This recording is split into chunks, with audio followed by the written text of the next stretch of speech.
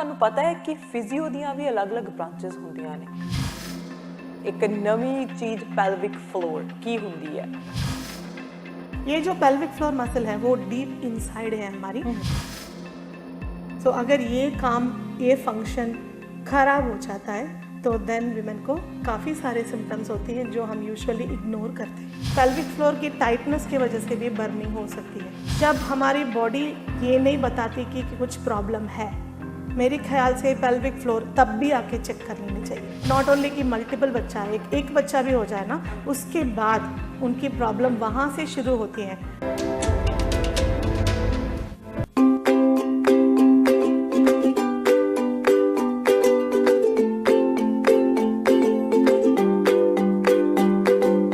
ਤੁਸੀਂ ਦੇਖ ਰਹੇ ਹੋ ਸਾਂਝਾ ਟੀਵੀ। ਮੈਂ ਹਾਂ ਤੁਹਾਡੇ ਨਾਲ ਅਰਸ਼ਦੀਪ ਤੇ ਤੁਹਾਡਾ ਸਾਰਿਆਂ ਦਾ ਪ੍ਰੋਗਰਾਮ ਹੈਲਥ ਸ਼ੋਅ ਦੇ ਵਿੱਚ ਸਵਾਗਤ ਹੈ। ਹੈਲਥ ਸ਼ੋਅ ਦੇ ਵਿੱਚ ਅੱਜ ਇੱਕ ਡਿਫਰੈਂਟ ਟੌਪਿਕ ਦੇ ਉੱਤੇ ਗੱਲਬਾਤ ਹੋਣ ਵਾਲੀ ਹੈ। ਜਦੋਂ ਅਸੀਂ ਗੱਲ ਕਰਦੇ ਹਾਂ ਫਿਜ਼ੀਓਥੈਰੇਪਿਸਟ ਦੀ, ਜਦੋਂ ਸਾਡੀ ਬੈਕ ਪੇਨ ਹੁੰਦੀ ਹੈ, ਮਸਲ ਪੇਨ ਹੁੰਦੇ ਆ, ਤਾਂ ਅਸੀਂ ਕਹਿੰਦੇ ਹਾਂ ਕਿ ਫਿਜ਼ੀਓ ਵਾਲਿਆਂ ਦੇ ਚਲੇ ਜਾਓ, ਉੱਥੇ ਠੀਕ ਹੋ ਜਾਵਾਂਗੇ। ਪਰ ਤੁਹਾਨੂੰ ਪਤਾ ਹੈ ਕਿ ਫਿਜ਼ੀਓ ਦੀਆਂ ਵੀ ਅਲੱਗ-ਅਲੱਗ ਬ੍ਰਾਂਚਸ ਹੁੰਦੀਆਂ ਨੇ। ਵੂਮਨ ਹੈਲਥ ਨੂੰ ਲੈ ਕੇ ਵੀ ਫਿਜ਼ੀਓਥੈਰੇਪੀ ਕੀਤੀ ਜਾਂਦੀ ਹੈ। ਹੋਰ ਬਹੁਤ ਸਾਰੀਆਂ ਚੀਜ਼ਾਂ ਇਹਦੇ ਵਿੱਚ ਹੁੰਦੀਆਂ ਨੇ। ਅੱਜ ਇਸ ਬਾਰੇ ਗੱਲਬਾਤ ਕਰਾਂਗੇ। ਇੱਕ ਨਵੀਂ ਚੀਜ਼ ਜਿਹੜੀ ਮੈਨੂੰ ਪਤਾ ਲੱਗੀ ਹੈ, ਸ਼ਾਇਦ ਤੁਹਾਨੂੰ ਪਤਾ ਹੋਵੇ, ਅੱਜ ਇਸ ਬਾਰੇ ਗੱਲਬਾਤ ਕਰਨੀ ਹੈ। ਇੱਕ ਨਵੀਂ ਚੀਜ਼ ਪੈਲਵਿਕ ਫਲੋਰ ਕੀ ਹੁੰਦੀ ਹੈ, ਕੀ ਡਿਸਫੰਕਸ਼ਨ ਹੁੰਦੇ ਨੇ, ਕੀ ਫੰਕਸ਼ਨ ਹੁੰਦੇ ਨੇ, ਬਹੁਤ ਸਾਰੀ ਇਨਫੋਰਮੇਸ਼ਨ ਹੈ। ਤੇ ਇਨਫੋਰਮੇਸ਼ਨ ਦੇ ਲਈ ਅੱਜ ਸਟੂਡੀਓ ਦੇ ਵਿੱਚ ਪਹੁੰਚੇ ਹੋਏ ਨੇ ਵੂਮਨ ਹੈਲਥ ਫਿਜ਼ੀਓਥੈਰੇਪਿਸਟ ਰਾਮਿਆ ਵਿਨੋਦ। ਆਓ ਸਵਾਗਤ ਕਰਦੇ ਹਾਂ। ਰਾਮਿਆ ਜੀ, ਵੈਲਕਮ। थैंक यू अर्श। ਰਾਮਿਆ ਜੀ, ਤੁਸੀਂ ਸਟੂਡੀਓ ਦੇ ਵਿੱਚ ਆਏ, ਤੁਹਾਡਾ ਬਹੁਤ ਬਹੁਤ ਧੰਨਵਾਦ। ਸੋ ਅੱਜ ਪਹਿਲੀ ਵਾਰ ਸਾਡੀ ਗੱਲਬਾਤ ਹੋ ਰਹੀ ਹੈ। ਸਾਡੇ ਵਿਊਅਰਸ ਜਿਹੜੇ ਸਾਡੇ ਨਾਲ ਲੰਮੇ ਸਮੇਂ ਤੋਂ ਜੁੜੇ ਹੋਏ ਨੇ, ਅੱਜ ਤੁਹਾਡੇ ਨਾਲ ਪਹਿਲੀ ਵਾਰੀ ਗੱਲਬਾਤ ਕਰ ਰਹੇ ਨੇ, ਤੁਹਾਨੂੰ ਸੁਣ ਰਹੇ ਨੇ ਪਹਿਲੀ ਵਾਰੀ। ਸੋ ਉਹਨਾਂ ਸਾਰਿਆਂ ਦੇ ਵੱਲੋਂ ਤੁਹਾਨੂੰ ਧੰਨਵਾਦ ਕਹਿੰਦੇ ਆ, ਥੈਂਕ ਯੂ ਕਹਿੰਦੇ ਆ। So first of all let them know about yourself. Definitely. So my name is Ramya and मैंने अपनी फिजियोथेरेपी की बैचलर्स साउथ इंडिया से किया है। मैं मद्रास से हूँ एंड वहाँ से मैंने बैचलर्स करने के बाद 4 साल मैंने वहाँ लेक्चरिंग की। I was a lecturer in India. उसके बाद I was a lecturer in Malaysia. जब मैं कनाडा आई उसके बाद मुझे क्लिनिकल लाइन में जाना पड़ा, पेशेंट्स देखने उस साइड में। तब मुझे स्लोली उसमें इंटरेस्ट कम होने लग गई कि ये रोज़ बैक पेन नेक पेन देख रहे हैं, हमें कुछ अलग करना चाहिए। तो तब मैंने एक्सप्लोर किया कि पेल्विक फ्लोर के बारे में। So when I knew that, उसमें बहुत इंटरेस्ट मुझे आ गई। तो 5 साल से मैं पेल्विक फ्लोर कर रही हूँ और मुझे उसमें काफ़ी गर्व भी महसूस हो रहा है कि मैंने बहुत लेडीज़ को हेल्प कर रही हूँ। और मुझे खुद पता नहीं था जो चीज़ 5 साल पहले, अभी ये सारे जानने के बाद मुझे ऐसे लग रहा कि I have to share this message to all women. It is very important. जी, आप बहुत अच्छा कर रही हैं राम्या जी, क्योंकि मुझे खुद को भी नहीं पता था कि पेल्विक फ्लोर होता क्या है, क्या फंक्शन होते हैं। मैंने तो नाम ही पहली बार सुना, टू बी ऑनेस्ट। सो हमारे व्यूअर्स को भी बताएं कि पेल्विक फ्लोर होता क्या है। ओके, सो पेल्विक फ्लोर जैसे हमारी बॉडी में काफ़ी मसल्स होते हैं जो बाहर से हम फील कर सकते हैं ना, ऐसे यहाँ एक मसल है, यहाँ मसल है, ये सारे बॉडी हमारी मसल से बनी हुई है। ये जो पेल्विक फ्लोर मसल है वो डीप इनसाइड है हमारी, जो बाहर से भी है। वो बाहर से दिखता नहीं है। फॉर एग्जाम्पल हमारी जो मसल जो दिखती है वो यहाँ बाहर से होता है, राइट। सो ये मसल जो है अंदर है। सो दिस मसल्स हम बाहर से देख भी नहीं सकते और टच भी नहीं कर सकते। सो इसलिए मेरी जो ट्रीटमेंट होती है वो सारी इंटरनल एग्जाम होती है, मतलब हमें अंदर से करना पड़ता है। So this is a speciality in physiotherapy. हर फिजियोथेरेपिस्ट नहीं कर सकते, तो you have to be certified to do this. क्योंकि हम यहाँ पर्सनल एरिया में काम कर रहे हैं, तो इसके लिए स्पेशलाइजेशन कोर्स है। तो मैंने अप्रॉक्सीमेटली 6 कोर्सेज किए हैं यहाँ कनाडा में आके। एंड हर कोर्स में मुझे नया नया सीखने को मिला। एंड हर चीज़ उसमें जो ट्रीटमेंट उसमें जो सिम्टम्स होती है ना, तो 99% ऑफ लेडीज़ को पता नहीं कि ये प्रॉब्लम है। उनको ये लगता है कि वो नॉर्मल है। तो ऐसे ही जीते रहते हैं। उसके बारे में मैं बोलती हूँ फ्यूचर में। तो now I want to tell you what pelvic floor is. So जो ये 2 पैर के बीच में जो हमारी मसल्स है जो अंदर है, वो पेल्विक फ्लोर बोलते हैं उसको। उसकी मेन फंक्शन क्या है? If you see, it looks like a bag like this, right, नीचे से। बिल्कुल, यस। सो जैसे हम फ्रूटी खाने जाते हैं, उसमें हम आलू या सब्जी कुछ डालते हैं, जैसे वो बैग है ये हमारी यूट्रस, रेक्टम और ब्लैडर की। यूट्रस जो होती है जहाँ से बेबी होती है, हमारी पीरियड्स होती है, रेक्टम जो होती है जहाँ से पूप करते हैं, एंड ब्लैडर जो होती है जहाँ से पीपी होती है। सो ये सारी ऑर्गन्स को होल्ड करना is one of the main function. उसके बाद इसकी मेन फंक्शन है जब विमेन प्रेग्नेंट होते हैं उस टाइम पे उस वेट को वो बेयर करती हैं, एंड देन जब डिलीवरी होती है यही जो मसल्स है वो बेबी को बाहर पुश करने में हेल्प करती है।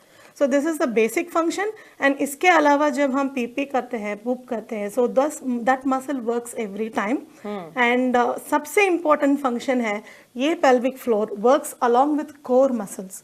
हम सब ने सुना होगा ये word core muscles, core strengthening. जब जिम में जाते हैं बोलते हैं कोर को टक इन करो, but most of them don't know कि ये कोर कहाँ है और उसको कैसे टक इन किया जाए। और it is very important to know whether हमारी कोर और पेल्विक फ्लोर साथ में काम कर रही है कि नहीं। So these are all the main points. So अगर ये फंक्शन खराब हो जाता है तो देन विमेन को काफ़ी सारे सिम्टम्स होती हैं जो हम यूजुअली इग्नोर करते हैं। जी, सो आपने बड़ा अच्छा एक्सप्लेन किया, क्योंकि हम कई बार सोचते नहीं कि इंटरनल बीमारियां भी हो सकती हैं, ऐसे जो फंक्शंस खराब भी हो सकते हैं, इसकी हमें कोई बीमारी भी हो सकती है। क्योंकि जब ये ऐसे फंक्शंस की बात आती है, जब हमारे ऐसे बॉडी पार्ट की बात आती है, हम खुलेआम बात करने से कतराते हैं, शर्माते हैं कि कोई कुछ क्या बोलेगा, डॉक्टर को कैसे बोलेंगे। अगर डॉक्टर के पास भी जाते हैं तो कई बार तो फैमिली डॉक्टर इग्नोर कर देता है, और इग्नोर भी नहीं करता है, मैं कह सकती हूँ कि फैमिली डॉक्टर के पास टाइम ही नहीं होता है और स्पेशलिस्ट ही नहीं मिल रहे होते उनको, तो वो बोलते हैं हम देख रहे हैं आपकी स्पेशलिस्ट के। अगर आ भी जाए स्पेशलिस्ट के पास कि हाँ जाना है, तो वो साल की वेट है, 6 महीने की वेट है, तो वो उस सब से बचने के लिए सीधा कांटेक्ट किया जा सकता है आपको। यस, एक्चुअली ये चीज़ों के लिए रेफरल नहीं चाहिए होता, बट जब एग्ज़ाम में करती हूँ आपको, अगर मुझे लगता है कि आपको डॉक्टर को दिखाना चाहिए और आपकी प्रॉब्लम किस स्टेज में है कि फिजियोथेरेपी से ठीक हो जाएगा या हमें डॉक्टर के पास जाना है, तो मैं खुद रेफ़र करती हूँ उस स्पेशलिस्ट को। और मैं पेशेंट्स को ये भी नाम बोल के, एक जगह बोल के मैं बोलती हूँ इस डॉक्टर को देखना है आपको, इस स्पेशलिस्ट, क्योंकि हर चीज़ के लिए डिफरेंट स्पेशलिस्ट होते हैं। जैसे यूरोलॉजिस्ट डिफरेंट है, नेफ्रोलॉजिस्ट डिफरेंट है, गैस्ट्रोएंट्रोलॉजिस्ट डिफरेंट है और गायनेकोलॉजिस्ट डिफरेंट है, तो even pelvic floor surgeon different है। तो जो इसकी सर्जरी करते हैं उनको पेल्विक फ्लोर सर्जन बोलते हैं। तो हर चीज़ की स्पेशलिस्ट है। तो जब अब पेशेंट को जब ये नहीं पता कि मेरी प्रॉब्लम है क्या, तो उनको ये नहीं पता होगा कि मैं किस स्पेशलिस्ट के पास जाऊं, राइट। सो देखते देखते वेट करते करते इसके बारे में बात ना करते करते इनकी प्रॉब्लम बिगड़ जाती है, तो सीधा जाके सर्जरी करना पड़ता है। बिल्कुल, कई बार होता है कि यूट्रस रिमूव करना है, तो वो बहुत सारी प्रॉब्लम्स जो आ जाती हैं, तो वो उससे बचना चाहिए। पर मुझे ये बताइए कि पेल्विक फ्लोर जब होता है तो वो क्या क्या सिम्टम्स होते हैं, कैसे पता चले कि हमें ये प्रॉब्लम है। Yes, so I will divide this and into two things. एक है कि एसिम्टोमेटिक भी हो सकता है और सिम्टोमेटिक। एसिम्टोमेटिक मतलब जैसे हम बोलते हैं ना, कैंसर पता नहीं चलता लास्ट फाइनल स्टेज तक, जब डॉक्टर के पास जाते हैं बोलते हैं कि सॉरी आप फाइनल स्टेज में हो, हम कुछ नहीं कर सकते, कि और पेशेंट को लगता है कि मुझे पता ही नहीं था कि मुझे प्रॉब्लम है, तो वो एसिम्टोमेटिक बोलते हैं। तो सिम्टम्स नहीं होगा। अदर थिंग इज सिम्टम्स हो सकता है जो हम सोचते हैं कि वो नॉर्मल है, जैसे कि पेन, नीचे अगर पेन होता है, नहीं तो बर्निंग होती है। I have seen many women coming to me telling that जब मैं पीपी करती हूँ मुझे बर्निंग होता है और मुझे यूटीआई भी नहीं है। यूटीआई मतलब यूरिनरी ट्रैक इन्फेक्शन। सो जब बर्निंग होती है वो डॉक्टर के पास जाते हैं और वहाँ उनको यूरिन टेस्ट करवाते हैं और डॉक्टर एंटीबायोटिक भी दे देते हैं और बोलते हैं कि ये यूरिनरी ट्रैक इन्फेक्शन तो नहीं है, बट बर्निंग क्यों हो रहा है, राइट। सो उस टाइम पे I really want to tell all women कि please come and see a pelvic physio, क्योंकि pelvic floor की tightness की वजह से भी burning हो सकती है।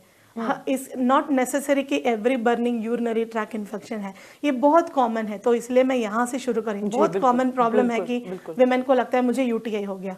सो हर बर्निंग यूटीआई नहीं होती है। यस, यूटीआई की भी काफ़ी सिम्टम्स हैं। आपको फीवर होना चाहिए, आपको बर्निंग बहुत काफ़ी रहता है और पेन होती है, एवरी टाइम यूपी बर्निंग होती है, लोअर एब्डोमेन पेन होती है। So all these things are symptoms of urinary tract infection, but there are other reasons why you also get burning. Dehydration भी हो सकती है, yes, और even pelvic floor की tightness हो सकती है। So coming back to asymptomatic मतलब जब हमारी बॉडी ये नहीं बताती कि कुछ प्रॉब्लम है, मेरे ख्याल से पेल्विक फ्लोर तब भी आके चेक कर लेनी चाहिए। फॉर एग्जाम्पल, अगर if anybody was pregnant, anybody delivered a baby, you are good to see a pelvic floor physio for sure.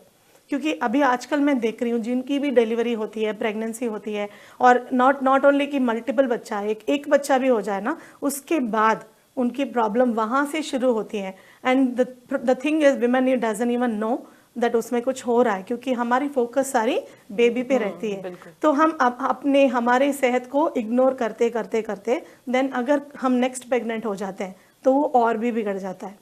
So most of the women come after second pregnancy, third pregnancy की बोलते हैं कि हाँ पहले छोटा मोटा ऐसा था बट मेरी सेकेंड प्रेगनेंसी के बाद बढ़ गया। सो माई सजेशन इज, जब पहली प्रेग्नेंट होते हो, राइट, प्रेग्नेंट होते ही see pelvic physio. Why? Because we can guide you for labour, we can teach you कि आपके मसल्स को स्ट्रॉन्ग पहले से कैसे बना सकते हैं ताकि आपकी डिलीवरी इजी हो। और जो बैक पेन होती है, नेक पेन होती है, शोल्डर पेन होती है, काफ़ी सारे प्रॉब्लम्स होती है प्रेगनेंसी के टाइम पे, वो सारे हम मैनेज कर सकते हैं। आई एम नॉट टेलिंग कि फिक्स कर सकते हैं, बट मैनेज कर सकते हैं। पेन के साथ रहने की जरूरत नहीं होती है। और most of the women have pain in the front, यहाँ पेन होता है उनको इन द फ्रंट, इसको प्यूबिक सिम्फाइसिस बोलते हैं। सो प्रेगनेंसी के टाइम पे इस जगह में काफ़ी उनको पेन हो जाता है। बोलते हैं कि मैं टर्न नहीं कर सकती, मैं स्टैर सीढ़ियाँ नहीं चढ़ सकती, right. So all these things can be manage.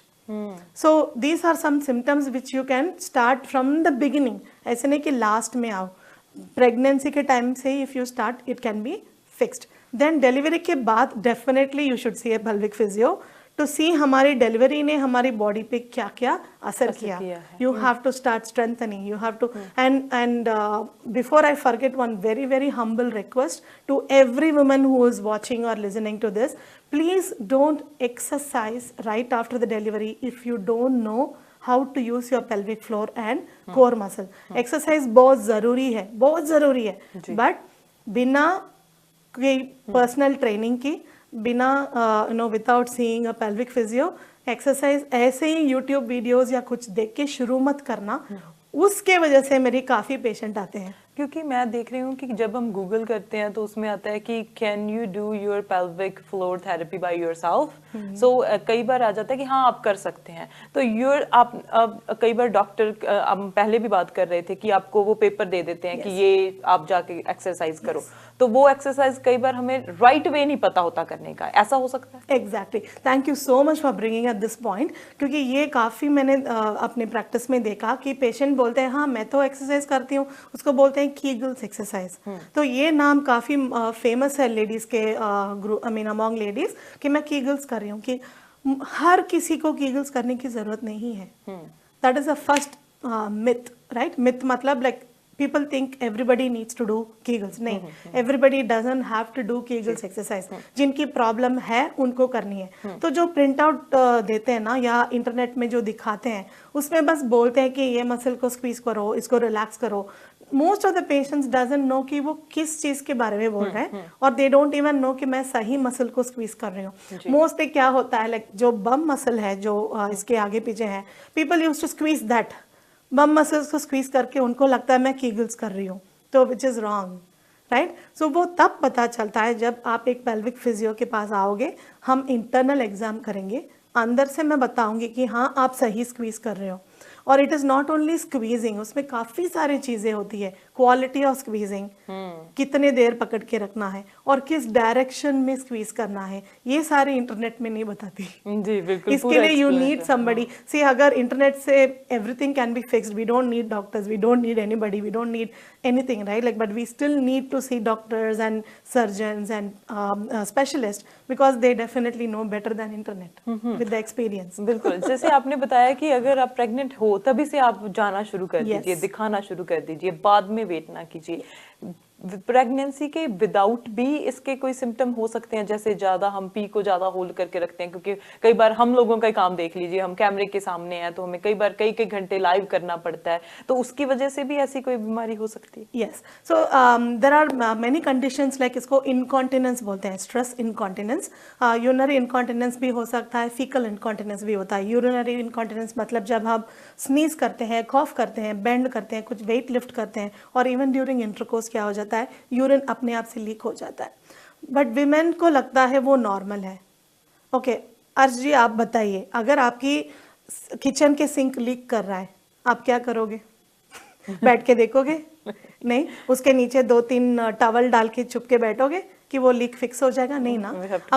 अगर किचन की सिंक लीक हो रहा है आप लोग प्लम्बर को राइट अवे बुलाते हो, बट हमारी बॉडी जब यूरिन लीक होता है आपको लगता है वो नॉर्मल है। I see many people just use pad, जो रेगुलर सैनिटरी पैड होता है ना, उनको ये भी नहीं पता इनकॉन्टिनेंस की सेपरेट पैड होती है। वो रेगुलर सैनिटरी पैड लगा के बस उनको लगता है वो मेरी बेबीज हुई, मेरी माँ ने बोला कि लीक होता है कॉमन है, मेरे डॉक्टर ने बोला कॉमन है, तो they just live with that. You don't have to live with urinary leak. It can be fixed. अगर जल्दी आओगे तो जल्दी फिक्स कर सकते हैं। So these are some points where women don't know कि ये सारी चीज फिक्स कर सकते हैं। And also other thing before pregnancy, you asked a very good question. So before pregnancy, what are the problems you can have is again bladder को बहुत देर hold करना भी प्रॉब्लम है। But you know what is the other problem?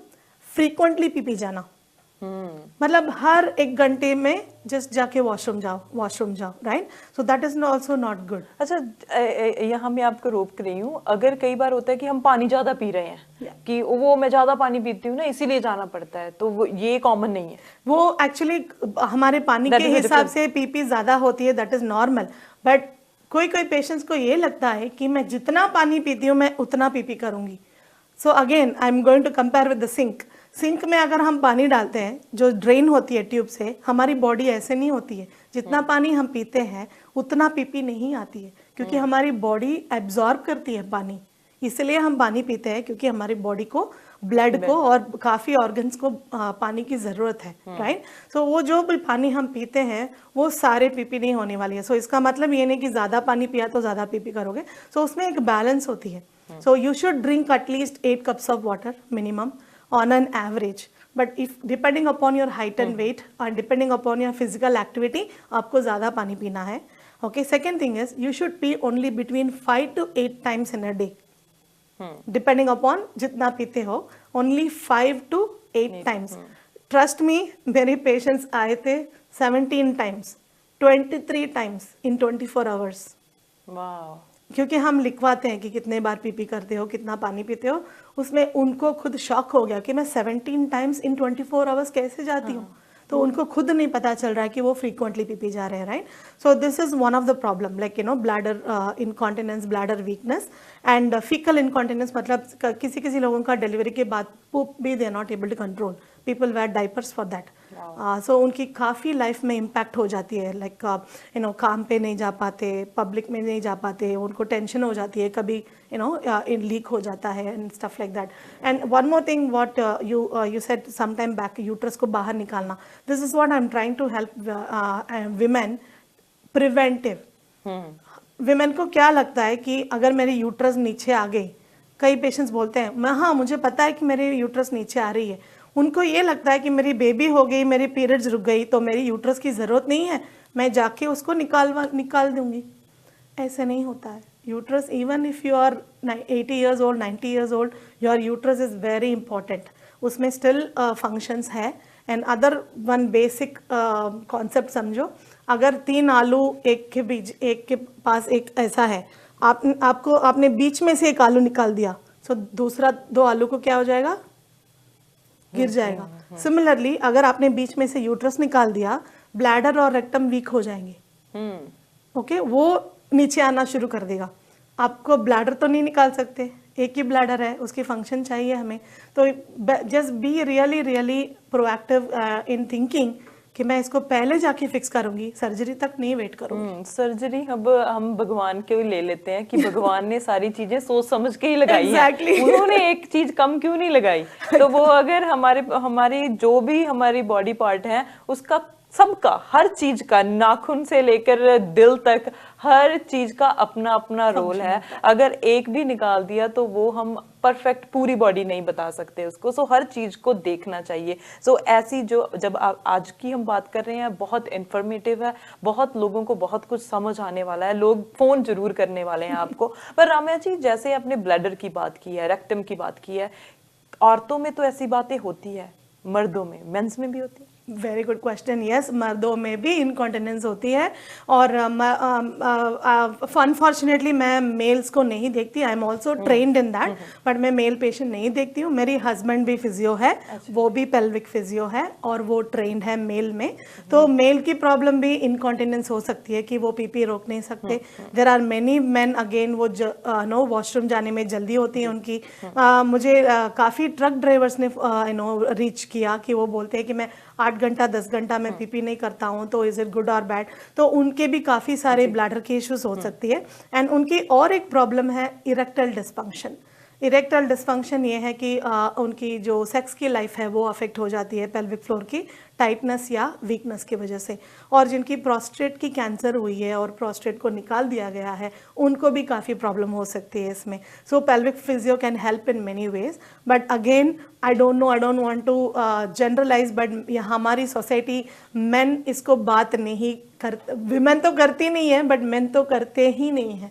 They don't want to come and say कि मुझे ये problem है, right? उनको ये लगता है कि मैं ये किसको जाके बताऊं, या इसको बताने से अगर कोई मुझे गलत फील करेगा कि हाँ इसको प्रॉब्लम है, तो they don't come and reach. Okay, and similarly women को भी सेक्स में इश्यूज हो सकता है in terms of pain. So that is called dyspareunia. तो मेरी I have a certification for that also. I treat women who have problem in intercourse. So problem in intercourse मतलब क्या है? There are 2 types of people. One is people who had baby but still they are not able to have a pain free intercourse.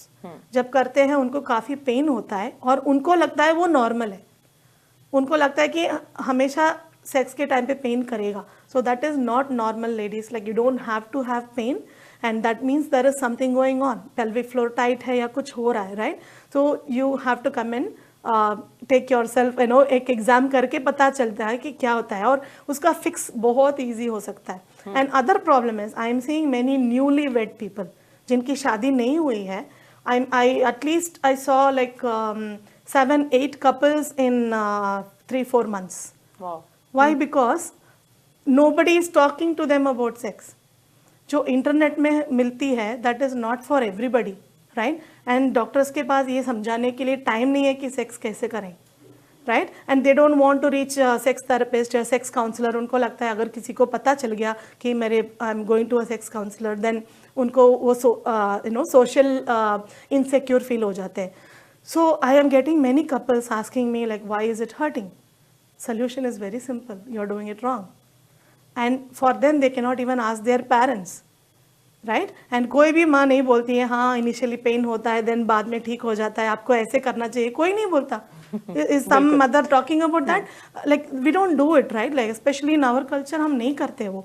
So those people are coming to me and उनकी life जब fix हो जाती है ना, turning point होती है, that gives me the like an achievement award कि I am in a right profession, I am helping people to change their life.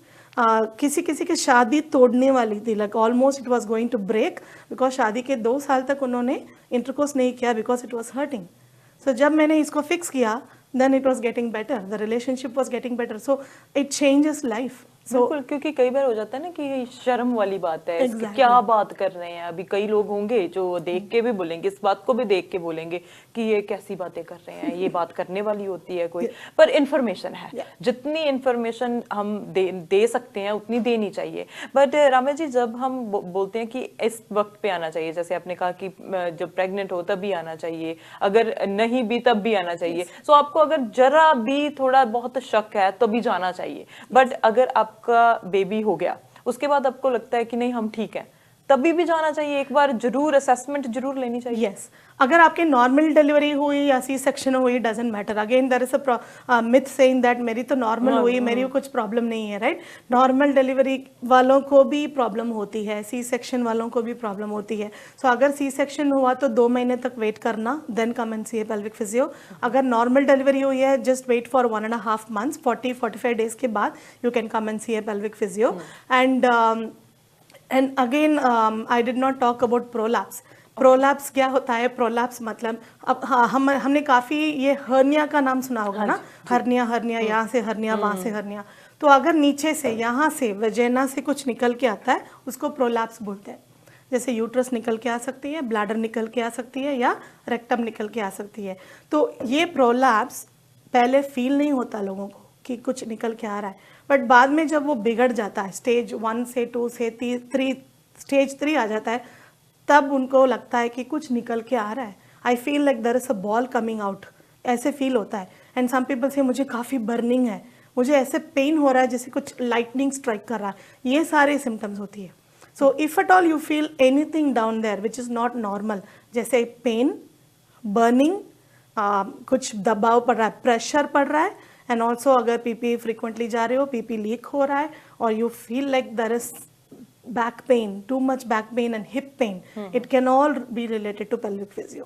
And again, for telling for all women, जिनकी delivery के बाद जो back pain होती है ना, easily हम बोल देते ओ मैंने एपिड्यूरल लिया था इंजेक्शन, उसकी वजह से। और कई बार ऐसा हो जाता है कि ढंग से खाया नहीं, हमारे यहाँ होता है कि पंजीरी बना के दे देते हैं, तो वो कई लोग नहीं खाते, तो वो तुमने खाई नहीं ना इसीलिए हो रहा है।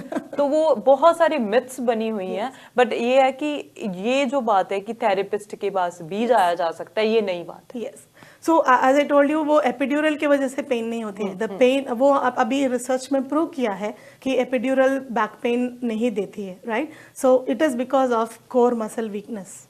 तो वो फिक्स करने से ठीक हो जाता है। वो सीखने के लिए कहाँ आना है? पेल्विक फिजियो के पास। जी बिल्कुल। ट्रीटमेंट्स की बात कर रहे हैं कि ट्रीटमेंट्स एक्सरसाइज हो सकती है, आप फिजियोथेरेपी कर सकते हैं, और क्या क्या होता है ट्रीटमेंट में? सो treatment initially is just first education. जब पेशेंट आते हैं, अभी मैं कॉमन इन्फॉर्मेशन दे रही हूँ, राइट? बट जब एक पेशेंट आएगा, मैं आई विल टेल यू कि उसको क्या चाहिए, तुम्हारी प्रॉब्लम क्या है। हर किसी की रिक्वायरमेंट डिफरेंट होती है। Yes, so if I tell you कि most of the problem starts because of breathing, right? हाँ, देयर आर काफी ऐसी चीजें हैं जो आप पहले सुने ही नहीं, राइट?